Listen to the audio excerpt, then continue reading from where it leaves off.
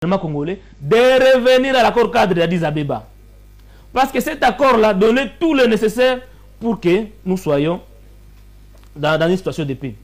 Comme je l'ai dit, cette faiblesse-là des rapports de force défavorables à la RDC nous amène dans la logique qui nous amène à négocier avec les agresseurs. L'aggravation de la crise. L'aggravation de la crise. Et donc aujourd'hui, le gouvernement congolais a intérêt de travailler et d'écouter Dr Denis Mukwege afin que nous puissions revenir, nous puissions travailler dans le sens de renforcer le rapport de force. Et c'est à ça que Dr Denis Mukwege est en train de travailler aujourd'hui.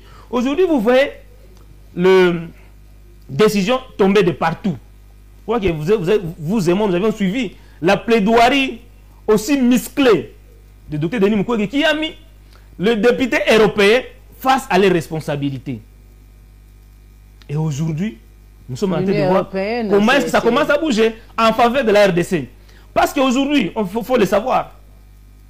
Bon, il n'est pas le seul, hein, il faut se dire, il y a aussi le gouvernement qui a milité pour qu'il y ait des sanctions contre le Rwanda. Madame Estine, Dr Denis Mukwege a beaucoup travaillé sur le plan diplomatique. Ce qui m'amène à considérer aujourd'hui... Ce qui n'est pas faux en tout cas. C'est ce qui m'amène aujourd'hui à considérer comme Dr Denis Mukwege étant le fin diplomate que le Congo n'a jamais connu.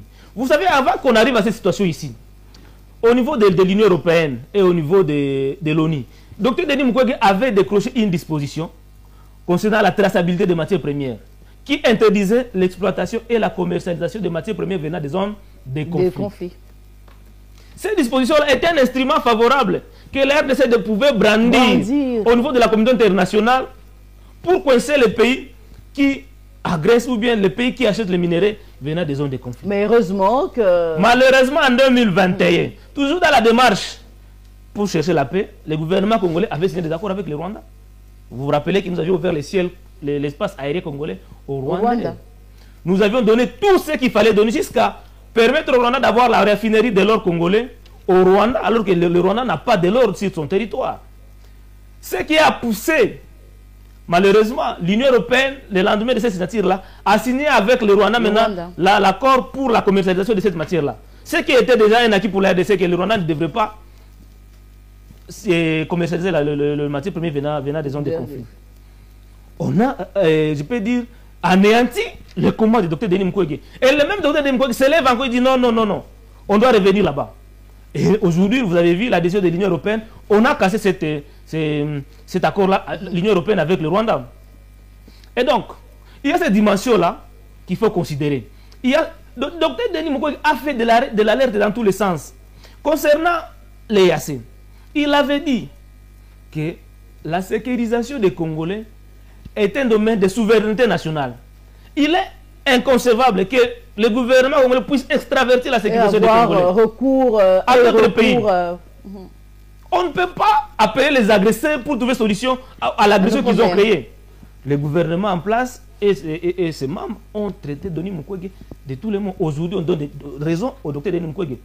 Denis Mukwege avait demandé au gouvernement congolais de ne pas organiser le départ précipité de la MONUSCO.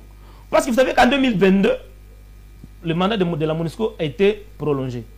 En 2024, le gouvernement congolais demande à ce que la MONUSCO puisse quitter.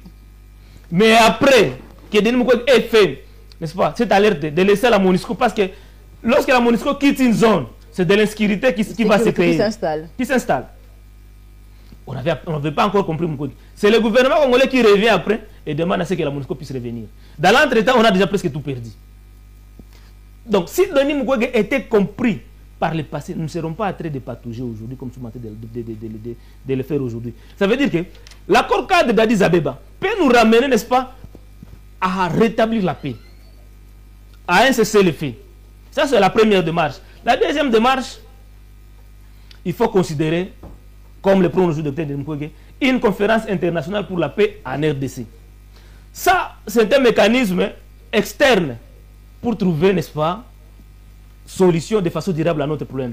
Parce que le gouvernement congolais, quand il parle, il ignore la communauté internationale. Il ignore les entreprises multinationales qui achètent les matières premières. Nous, on s'attaque seulement